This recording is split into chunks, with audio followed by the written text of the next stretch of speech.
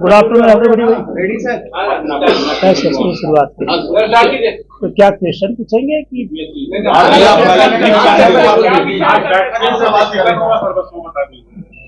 आपके जो फैसले हैं वो बताइए। देखिए, पिछले दिनों दिनांक 13/12/2024 को आयोग द्वारा 70वीं प्रीलिम की प्रतियोगिता परीक्षा आयोजित की गई थी। ये परीक्षा राज्य के 912 सेंटर पर आयोजित थी, जिसमें बापू परीक्षा परिसर पटना का एक जो सेंटर था वो भी एक सेंटर था। राज्य के 912 में से 911 परीक्षा केंद्रों पर शांतिपूर्ण रूप से परीक्षा का आयोजन किया गया और अभी तक किसी केंद्र से किसी तरह की शिकायत प्राप्त नहीं हुई। पटना का जो बापू परीक्षा परिसर था उसमें हुए घटनाक्रम से आप लोग अवगत है। बड़े सारे वीडियो भी उसमें सामने आए हैं। चैनल ने भी उसको, सभी चैनलों ने उसको बड़े प्रमुखता से प्रकाशित किया था। और जो घटनाएं हुई है उससे साफ प्रतीत होता है कि अभ्यर्थियों के रूप में कुछ असामाजिक तत्व या उपद्रवी मिसक्रिएंट परीक्षा केंद्र में थे और उन्होंने षड्यंत्र पूर्वक परीक्षा को बाधित करने की कोशिश की। इस संबंध में आयोग ने जिला प्रशासन से और परीक्षा के केंद्राधीक्षक के भी प्रतिवेदन की मांग की थी। उनका प्रतिवेदन प्राप्त हुआ है और जिस तरह के वीडियो सामने आ रहे हैं वो सभी वीडियो की भी आयोग के आईटी सेल ने, आयोग के जो डेजिग्नेटेड एजेंसी है उसने, फॉरेंसिक एक्सपर्ट ने जांच की है, जांच चल रही है। क्योंकि बहुत सारा डेटा है, हंड्रेड्स ऑफ जीबी में डेटा है, जिसके आधार पर जिन्होंने कानून हाथ में लिया, जिन्होंने परीक्षा कदाचार निवारण अधिनियम को प्रावधानों का उल्लंघन किया, भारतीय न्याय संहिता का उल्लंघन किया, आईटी एक्ट का उल्लंघन किया, उनके खिलाफ उनकी पहचान करके कार्रवाई की जाएगी। इस संबंध में जिला पदाधिकारी ने भी प्रतिवेदित किया है कि एसएसपी पटना के लेवल पर 2 टीम का गठन किया गया है और वो लोगों की पहचान कर रहे हैं। आयोग ने अपनी टीम से पहचान कराई है, उसमें करीब 25-30 लोगों की पहचान हो चुकी है। आयोग उनका कारण पूछा करके शीघ्र आगे की कार्रवाई करेगा। आप अवगत है कि राज्य के 4,83,000 बच्चों ने इस परीक्षा के लिए आवेदन किया था और पटना का जो सेंटर था उसमें करीब 2 ब्लॉक में 12,000 अभ्यर्थी को भाग लेना था। एक ही केंद्र पर क्योंकि इस तरह का उपद्रव हुआ है, वैसी स्थिति में आयोग इस संबंध में कोई भी निर्णय लेने के पहले राज्य के बाकी 4,80,000 युवा और अभ्यर्थियों के हितों को ध्यान में रखेगा। बापू परीक्षा परिसर में भी जो आप वीडियो देख रहे हैं उससे स्पष्ट होता है कि कुछ उपद्रवी तत्वों ने परीक्षा में क्वेश्चन पेपर लेट मिलने की शिकायत करते हुए उद्दंडता की, उपद्रव किया, परीक्षा बाधित करने की कोशिश की। ये सामान्य प्रक्रिया है सभी सरकारी रिक्रूटमेंट एजेंसियों में, इंक्लूडिंग यूपीएससी, कि अगर अपरिहार्य कारणवश ऐसे फैक्टर जो आपके कंट्रोल में नहीं है, उसके चलते किसी एक परीक्षा सेंटर के किसी कमरे में 10 मिनट, 15 मिनट, 20 मिनट, आधा घंटे का विलंब होता है, तो वो परीक्षा कक्ष के विद्यार्थियों को, और अगर पूरे सेंटर में हुआ है तो पूरे सेंटर के विद्यार्थियों को उतना अधिक समय दिया जाता है। 10 मिनट, 15 मिनट, आधा घंटा, जितना विलंब हुआ उतना। एक नॉर्मल प्रक्रिया है। सभी सरकारी एजेंसी इसी प्रक्रिया के हिसाब से ऐसी स्थिति में अतिरिक्त समय देती है। इस सेंटर पर भी जहां कथित रूप से विलंब से क्वेश्चन पेपर पहुंचे थे, वहां भी बताया गया था कि एडिशनल टाइम दिया जाएगा, आप परीक्षा शांतिपूर्ण दें। आपने देखा होगा कि काफी सारे कक्षों में परीक्षा शांतिपूर्ण रूप से हो रही थी। ऑल ऑफ ए सडन 1, सवा 1 बजे के आसपास वही उद्दंडी, असामाजिक और उपद्रवी तत्व जो अभ्यर्थी के रूप में घुसे थे, उन्होंने परीक्षा को बाधित करने के उद्देश्य से जिस परीक्षा हॉल में शांतिपूर्ण परीक्षा हो रही थी, उसके भी अभ्यर्थियों के क्वेश्चन पेपर को छीन लिया, हवा में उड़ा दिया, परीक्षा को बाधित करने की कोशिश की। ये भ्रांति फैलाई कि परीक्षा रद्द कर दी गई है, परीक्षा का प्रश्न पत्र आउट हो गया है, हमको लेट से पत्र मिला।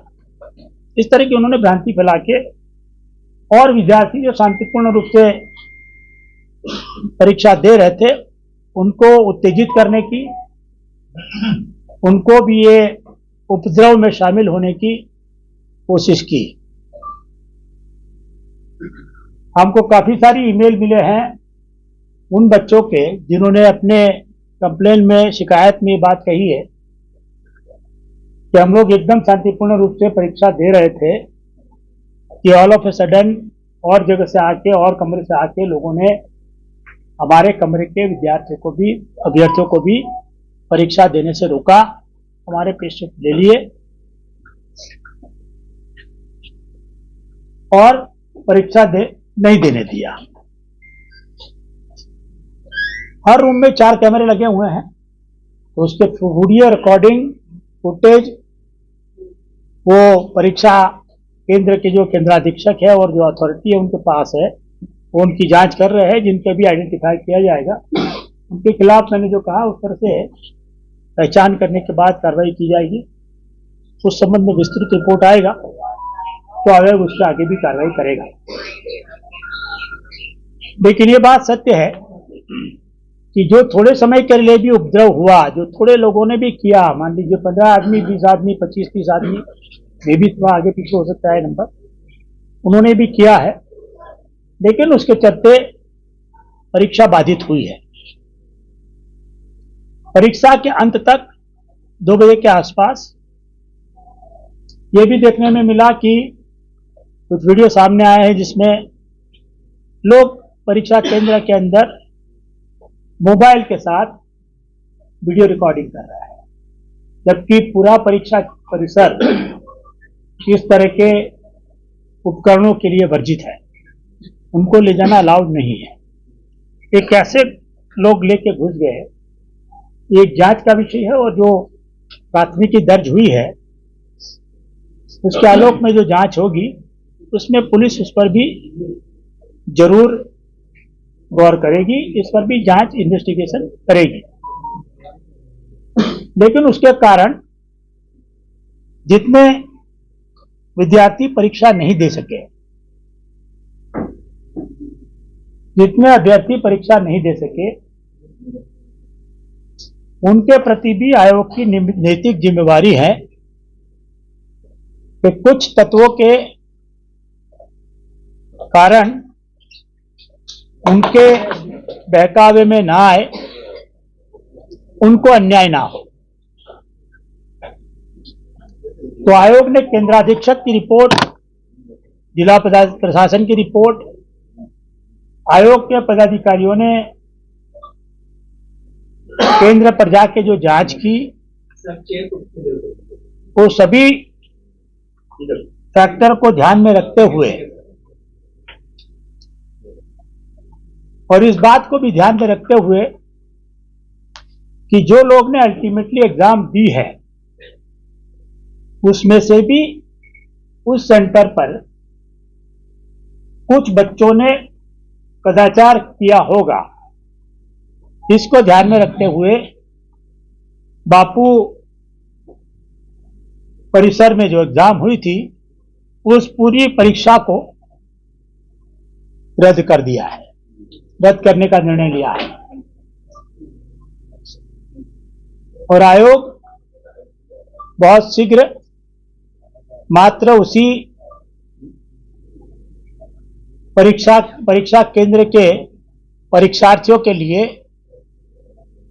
नई परीक्षा लेने की तिथि की घोषणा करेगा। निश्चित रूप से ये निर्णय आयोग के लिए कठिन था, लेकिन 911 सेंटर के जो 4,75,000 या 80,000 अभ्यर्थियों ने शांतिपूर्ण रूप से परीक्षा दी थी, उनके हितों की आयोग अनदेखी नहीं कर सकता। उन्हें फिर से 3-4 महीने के लिए टॉर्चर नहीं कर सकता। साथ ही आयोग वो लोग को भी जिन्होंने इस अफरा तफरी में कदाचार कर परीक्षा दी है उस केंद्र पर, उनको भी लाभ लेने नहीं दे सकता। तो सभी हितों को ध्यान में रखते हुए आयोग ने निर्णय लिया है। मैं स्पष्ट कर देना चाहूंगा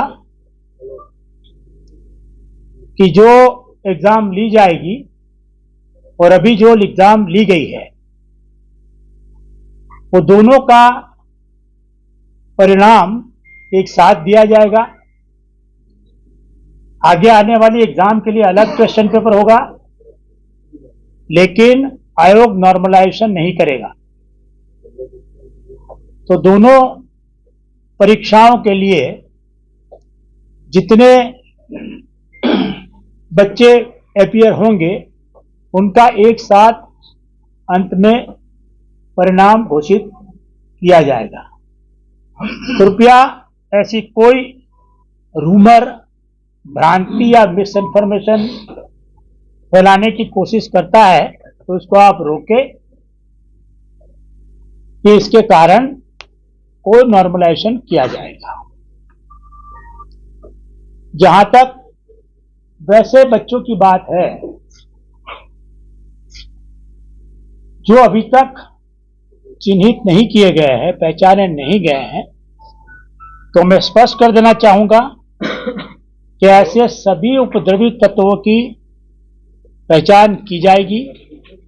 जिनकी पहचान कर दी गई है उनको हम लोग सुकौश करके आगे की कार्रवाई करेंगे। आज से लेके ये एग्जाम जब होगी, इसके बीच में अलग अलग सरकारी एजेंसियां इनकी पहचान करती रहेंगी। उन लोगों का कि हम लोग सुकौश करेंगे, और अगर ये पाया जाता है कि उन्होंने कानून हाथ में लिया है तो उनको डिबार करने की भी कार्रवाई करेगी। अगर किसी परिस्थितिवश वो परीक्षा में भी बैठ जाते हैं तो ऐसे तत्वों का रिजल्ट आयोग प्रकाशित नहीं करेगा। इसलिए उन्हें पहचानने की प्रक्रिया तब तक जारी रहेगी जब तक अंतिम मिसक्रेडेंट आइडेंटिफाई नहीं हो जाता है। तो आयोग की ओर से यही था। आगे कोई सूचना है तो बताइए। एक सवाल, आप लोग जो आंतरिक जांच की और जो बीपीएससी का रिपोर्ट आया है उस आधार पर उस परीक्षा केंद्र की परीक्षा रद्द की जाती है, यही ना? मैंने बहुत विस्तृत में पूरी बात बता दी है।